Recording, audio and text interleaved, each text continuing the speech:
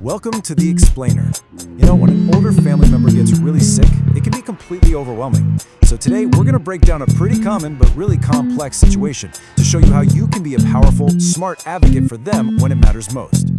Okay, let that sink in for a second. It's a pretty startling idea, right?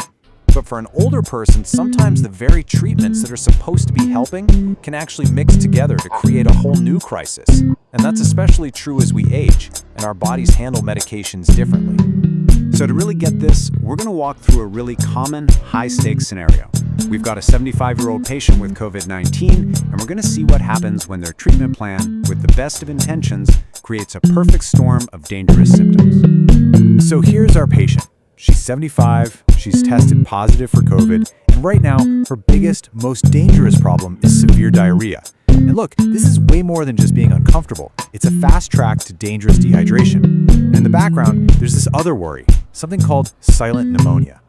So the doctors have her on this medication cocktail, and at first glance, it all seems to make sense, right? You've got an antiviral for the COVID, an antibiotic, and an antifungal just in case, and something for stomach issues. But the combined effect of all these drugs, well, that's the mystery we have to unravel. And this is absolutely crucial to understand. For an older person, severe diarrhea is a medical emergency. It can lead to life-threatening dehydration, kidney problems, serious falls, all within a matter of hours. That makes stopping it priority number one, period. And that brings us to a really important concept, a word you need to know, deprescribing. Now, this isn't about refusing treatment. It's about working with the doctors to ask a really smart question. Are all of these drugs truly essential right now, or are some of them actually causing more harm than good? Okay, so let's start our investigation with the antibiotic amoxiclav. Just look at this number. Up to 34%, that's more than a third of people who take this, can get diarrhea from this one drug alone. That is a massive, massive red flag. And here's why that happens. A component in amoxiclav doesn't just fight bacteria, it actually puts the digestive system into overdrive. It literally speeds everything up, pushing things through way too fast. And that's the definition of diarrhea. But wait, there's more. Then you've got Riglin. Its whole job is to accelerate the gut. So while it might have been given for something like nausea, when the patient already has diarrhea, you're basically pouring gasoline on a fire. And we're still not done. Paxlovid is notorious for causing stomach issues. People joke about it online. And the antifungal fluconazole can also add to the problem. So you see, you've got 4 different medications, all potentially contributing to the exact same dangerous side effect. The perfect storm suddenly makes perfect sense. So this leads you to your first and probably most important question for the medical team. It's polite, it's focused on safety, and it shows you get what the real danger is right now. You're not challenging them, you're partnering with them to solve the most immediate threat. Okay, so once you've started the conversation about stopping the dehydration, you can pivot to priority number 2, that risky antibiotic. We need to figure out why it was prescribed in the first place, this idea of a silent pneumonia. The real question is, what kind of pneumonia are we talking about? You know, one of the scariest things about COVID in older patients is something called silent hypoxia. This is where their blood oxygen can drop to really dangerous levels, but they don't feel short of breath. They don't gasp for air. They can be in serious trouble and not even know it, which is why monitoring is so important. Okay, this next part is maybe the most critical distinction you need to understand. COVID-19 causes viral pneumonia. The antibiotic they're giving her, amoxiclav, only works on bacterial pneumonia. They are 2 totally different things. Giving an antibiotic for a virus has 0 benefit, and, as we've just seen, comes with huge risks. And that makes your next question so powerful. You're basically asking for proof. Do we know for sure that she's taking this risky medication for a problem she actually has?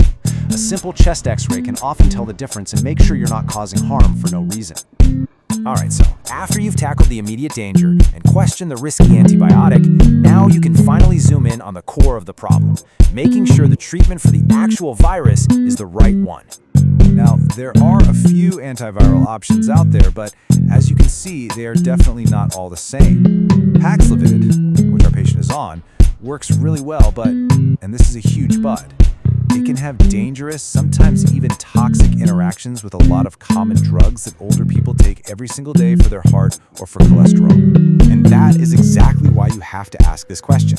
You have to make sure someone has double-checked all of her regular medications against the Paxlovid. And if there's a risk, you need to ask if a different antiviral, one that doesn't have those interactions, might be a safer choice for her. So, let's put this all together into a clear plan. Remember, this is not about arguing with the medical staff. It's about being a clear, collaborative, safety-focused partner. This is how you go from being a worried bystander to a confident and effective advocate. This 4-step framework, think of it as your script. It lays out your concerns perfectly for any doctor or nurse. First, you state the immediate danger. Second, you question the potential causes. Third, you ask for proof of the diagnosis. And fourth, you verify the safety of the main treatment. It's logical, it's respectful, and it's incredibly powerful. And finally, and please, this is the most important thing you'll hear today. You need to know the absolute non-negotiable red flags. These are not "let's wait and see" symptoms. If you see any of these things happening, you call 911 immediately. No hesitation. Know them, watch for them, and act fast. At the end of the day, in any medical crisis involving an older person, this is the North Star. This should be the guiding principle for everyone involved. First, you make the patient safe. You get them stable and hydrated. Then you can figure out the rest of the treatment plan. We've just seen how asking a few smart, focused questions can completely change a patient's course and maybe even prevent a serious complication. It just goes to show you that your voice, when it's guided by a little bit of knowledge, is one of the most essential tools on your loved one's care team.